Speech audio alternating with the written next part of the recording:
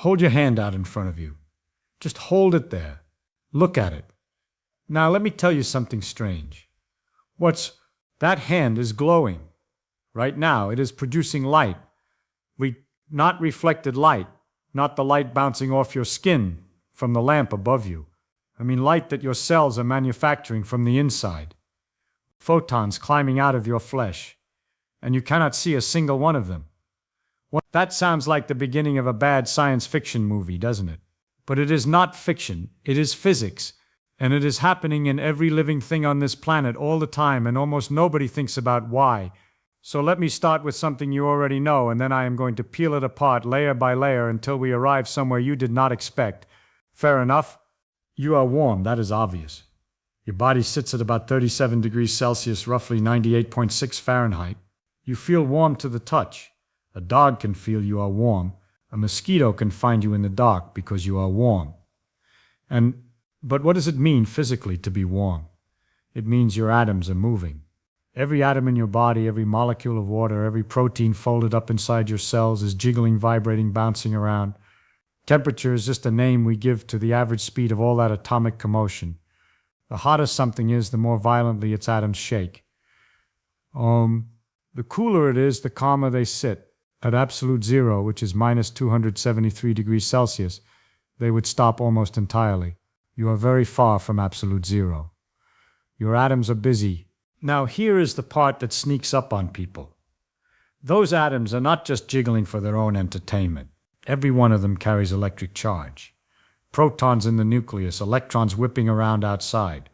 And when a charged particle accelerates, when it changes speed or direction, it does something unavoidable. It sends out electromagnetic radiation. It creates a ripple in the electromagnetic field. A photon. That is not a choice the atom makes. It is a law. Accelerating charges radiate. Period. So your body sitting there at 37 degrees is a vast collection of jiggling charged particles, and every single one of them is pumping out electromagnetic waves. You are a light source. Right now, you are radiating energy into the room at roughly 100 watts, about the same as an old incandescent light bulb. You are literally as bright as a light bulb, except nobody can see it. Why not? Because the temperature determines the kind of light you produce. There is a beautiful rule in physics called Wien's displacement law, discovered by Wilhelm Wien back in the 1890s. It says that the peak wavelength of thermal radiation, the color where you glow the brightest, depends on your temperature. Hotter objects peak at shorter wavelengths. The sun, at about 5,800 Kelvin, peaks right in the middle of visible light, which is no coincidence, by the way. Our eyes evolved to be sensitive to exactly the wavelengths the sun throws at us. The hottest, a piece of iron heated to about 800 degrees Celsius, starts to glow a dull cherry red. Hotter still, and it goes orange, yellow, eventually white. But at 310 Kelvin, you peak way out in the infrared, around 10 micrometers. That is a wavelength about 20 times longer than red light. Your eyes are completely blind to it. Your thermal glow is invisible to you, hidden in a part of the spectrum you were never built to detect. But it is absolutely real. Point an infrared camera at a person in a dark room, and they light up like a lantern. The camera is just doing what your eyes refuse to do. It is catching the thermal photons that pour off your skin, your face, your fingertips. Every warm object in the universe does this. The walls of your room are glowing in the infrared. Your coffee mug is glowing. The chair you sit in is glowing. The whole world is awash in invisible thermal light. This is all standard physics. Max Planck worked out the exact mathematical shape of this radiation curve in 1900, and in doing so accidentally started the quantum revolution. You see, before Planck, the classical theory predicted something absurd. It predicted that any warm object should radiate infinite energy at short wavelengths, an explosion of ultraviolet light, then X-rays, then gamma rays, pouring out without limit. They called it the ultraviolet catastrophe, and it was not a small error. It was the equation screaming that something fundamental was wrong.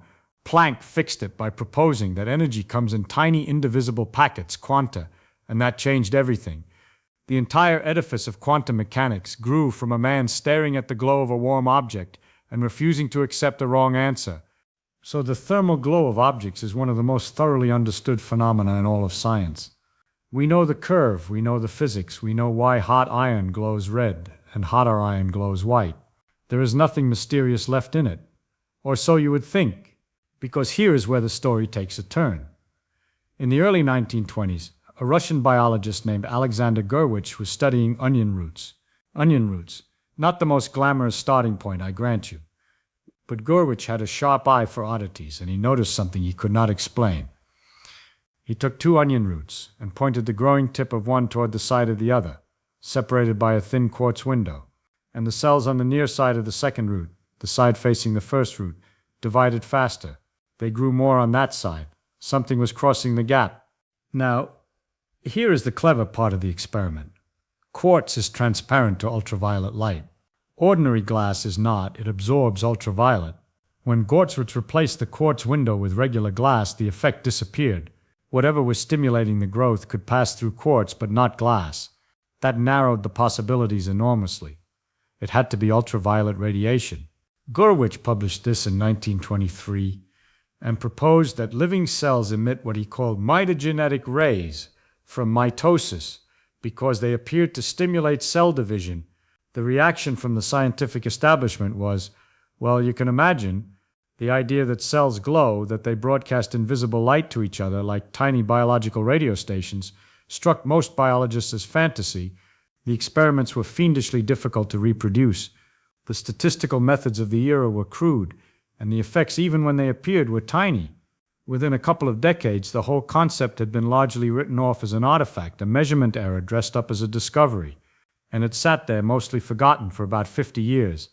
Then in the 1970s, a German biophysicist named Fritz Albert Popp at the University of Marburg decided to look again. Popp was originally interested in something else entirely. He was studying carcinogens, cancer-causing chemicals, and he noticed a peculiar pattern. Many of the most dangerous carcinogens had a strange property in common. They absorbed ultraviolet light at a very specific wavelength, around 380 nanometers, and then re-emitted it, scrambled. It was as if they were intercepting some ultraviolet signal and garbling it.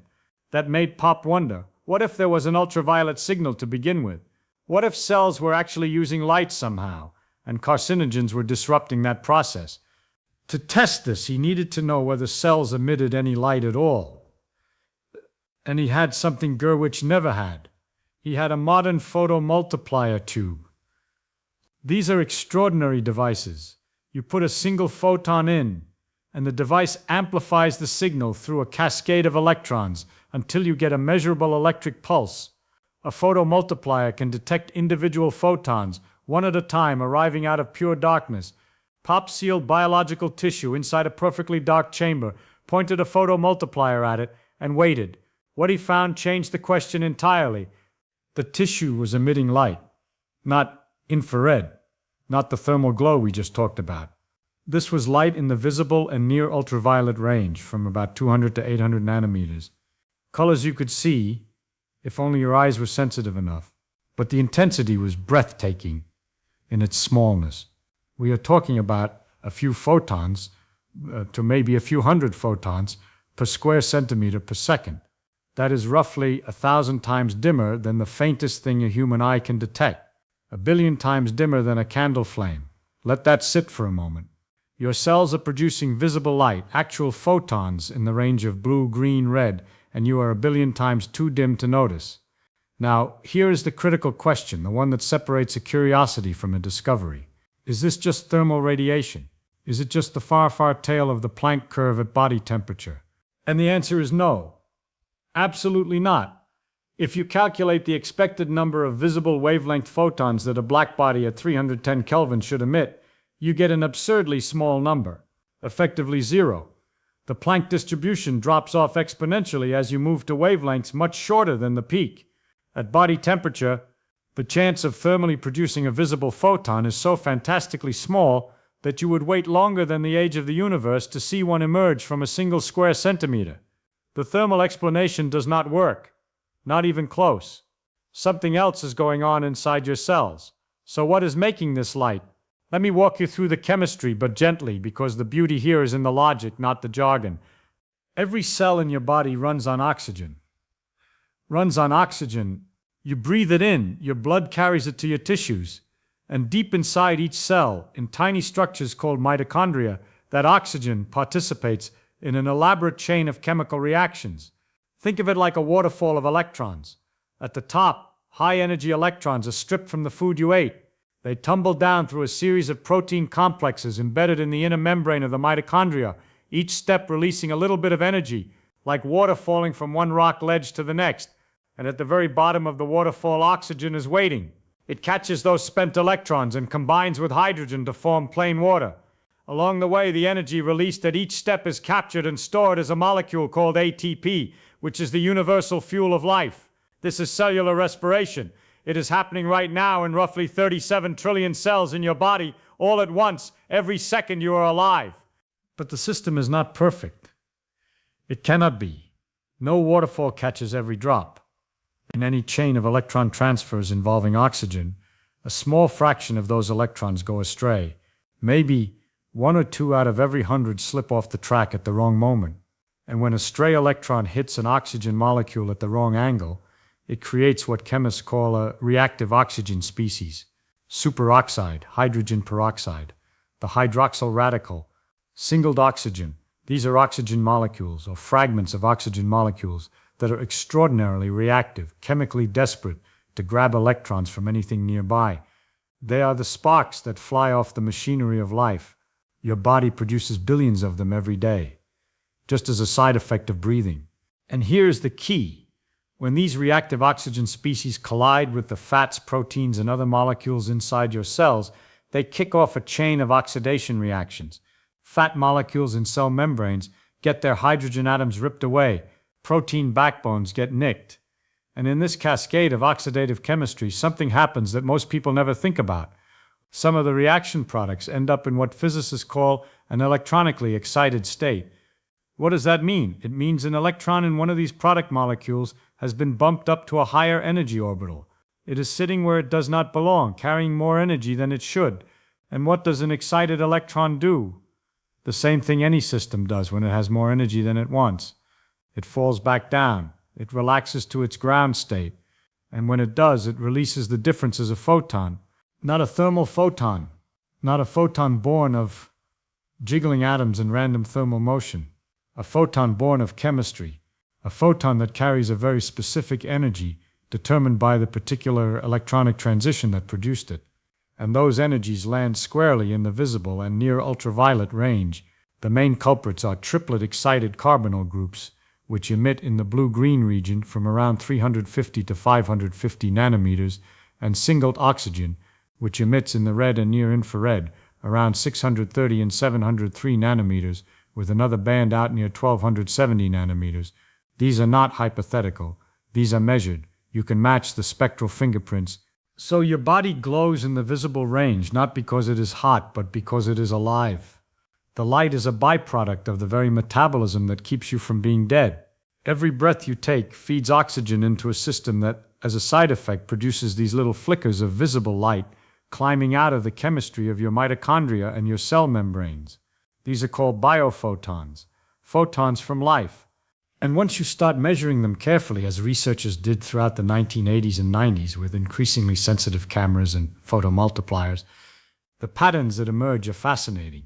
In 2009, a team led by Masaki Kobayashi in Japan used an ultra-sensitive charge-coupled device camera cooled to minimize electronic noise and spent 20 minutes at a time imaging volunteers sitting shirtless in complete darkness.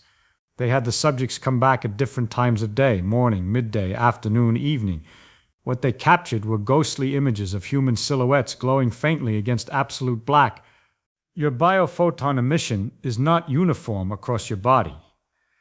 Your face and your hands glow brighter than your chest or your back. The cheeks and forehead are particularly bright. Why? Because those areas have higher metabolic rates and more exposure to the environment. More oxidative stress, more reactive oxygen species, more excited electrons, more photons. Your hands, which are constantly touching things, constantly exposed, constantly metabolically active, also shine brighter than, say, your stomach. Your glow follows a daily rhythm. In the morning, emission is low.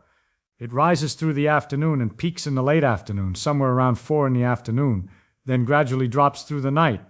This is not driven by ambient light. The researchers confirmed this by keeping subjects in controlled lighting conditions and even keeping some awake through the night. The rhythm persists. It appears to be endogenous, driven by your internal circadian clock, the same clock that regulates your sleep, your hormone cycles, your body temperature. And intriguingly, this rhythm runs inversely to cortisol, the stress hormone, which peaks in the morning and falls throughout the day. The relationship between cortisol, oxidative metabolism, and photon emission is still being untangled, but the inverse correlation is striking and statistically significant. Emotional state matters too. Researchers have measured increased biophoton emission from subjects experiencing anger. Meditation, on the other hand, appears to reduce it. Antioxidants applied to the skin, like vitamin C, measurably reduce biophoton output, which makes perfect sense, because antioxidants are molecules that neutralize reactive oxygen species before they can trigger the oxidation cascade that produces excited states and therefore photons. Think about that for a moment. If you take a vitamin C tablet and rub it on your arm literally glows less. You can dim yourself with chemistry. Now, I want to be very careful here, because this is where the science gets tangled with speculation, and I think it is important to be honest about what we know and what we do not. What we know is solid. Living tissue emits ultra-weak visible light. The light comes from chemiluminescent reactions tied to oxidative metabolism, primarily involving reactive oxygen species. The emission is measurable, reproducible, and follows predictable biological patterns. This is established. Multiple independent laboratories around the world have confirmed it using photomultipliers and ultra-sensitive charge-coupled device cameras. What we do not know, and where I urge you to be skeptical, is whether biophotons serve any biological function. Some researchers, Pop among them, have proposed that biophotons are not just waste light, not just the exhaust fumes of metabolism, but an actual communication system. The idea is that cells might use these photons to send signals to each other, coordinating activity across the body through some kind of optical channel. Pop went further and claimed the emission was coherent, meaning the photons were organized like laser light rather than the random flicker of a candle. This is a bold claim, and I want to be fair about it. There are some intriguing experiments. Researchers have shown that cells separated by quartz barriers seem to influence each other's growth, echoing Gurrich's old onion root experiments. Some studies suggest synchronized photon emission between separated biological samples, but the criticisms are serious. The coherence claims have been questioned on methodological grounds. The effects are tiny and difficult to isolate from the thousands of chemical signals cells already use. And the fundamental difficulty is this: at the intensities we are talking about, a few hundred photons per square centimeter per second, it is very hard to see how a cell could extract reliable information from such a faint signal amid all the thermal and chemical noise of a living body. So the honest answer is, we do not know. Maybe biophotons are just the smoke rising from the engine of life, a meaningless side effect. Or maybe there is something more going on that we have not yet figured out how to test. Both possibilities remain open. That is the state of the science, and I think it is more interesting to say that plainly than to pretend we have answers we do not have. But even setting aside the speculation, even if biophotons are pure metabolic exhaust with no signaling function whatsoever, what remains is still extraordinary. You are a light source, not metaphorically, literally. Your body produces photons in at least two completely different ways. The first is thermal radiation, the warm infrared glow that pours off any object above absolute zero, generated by the random jiggling of your charged particles, following a curve that Max Planck described at the dawn of the 20th century. This light tells the universe your temperature and nothing else. It is physics at its most democratic. Every object gets the same curve, the same rules. A rock at body temperature glows in exactly the same infrared spectrum you do. There is nothing special about living matter in this regard. The second is biophotonic emission, a chemiluminescent glow in the visible range, generated by the oxidative chemistry of life itself, an entirely different mechanism with an entirely different origin. This light does not come from thermal motion, it comes from chemistry, from electrons kicked into excited states by the violent reactions of oxygen metabolism and then falling back, releasing photons as they descend. A dead body does not do this, a rock does not do this. Only living, metabolizing tissue does. It is as close to a physics signature of life as we currently have. One kind of light because you are warm, another kind because you are alive, and the two have almost nothing to do with each other. And you cannot see either one. Your own light is invisible to you. There is something philosophically wonderful about this. A We walk through the world thinking of ourselves as receivers of light. Light enters our eyes, and we see. We feel like passengers watching the show. But we are also transmitters. Every moment, your body is broadcasting into the electromagnetic spectrum, sending out infrared waves and visible photons that carry information about your temperature, your metabolic state, your daily rhythms, perhaps even your emotional condition. A sufficiently sensitive camera looking at you in total darkness can watch your face glow brighter through the afternoon and dim at night. It can see the difference between a calm mind and an angry one. It can see where your skin is under more oxidative stress. It can read the traces of your inner chemistry written as patterns of light on your outer surface. You are, whether you like it or not, an open book written in wavelengths you never learned to read. And it is all happening beneath the threshold of what any human eye can detect. There is a whole layer of radiance wrapped around every living body on this planet, and we are completely blind to it. Think about what that means about the universe. How much else is there that we cannot see? I do not ask that as a vague, mystical question. I ask it as a physics question. The electromagnetic spectrum is enormous. We see a tiny sliver of it, from about 400 to 700 nanometers. Below that, ultraviolet, X-rays, gamma rays. Above that, infrared, microwave, radio. Every part of the spectrum carries information, and we are deaf to almost all of it. It took us centuries to build instruments that could hear the parts our bodies could not, and each time we built a new kind of detector, we found a universe richer and stranger than we imagined. Radio telescopes showed us galaxies colliding in silence. X-ray satellites revealed black holes, swallowing stars. Infrared cameras unveiled dust clouds where new solar systems are being born. Every new window in the spectrum revealed reality, doing more than we thought. Biophotons are just one more example of that. We built a sensitive enough photomultiplier, pointed it at ourselves, and discovered that we glow. Not because anyone predicted we would, but because nature does not care what we expect. Nature does what it does, and it is up to us to notice. So, the next time somebody tells you there is nothing new to discover, that we have figured out the important stuff already, remind them that for most of human history, we did not even know our own bodies produce light. The universe is not running out of surprises. We are just learning very slowly how to look. I would like to know what you think. If you could build a detector sensitive enough to see any invisible phenomena around you, not just light, what would you want to look at first? I am genuinely curious what comes to mind.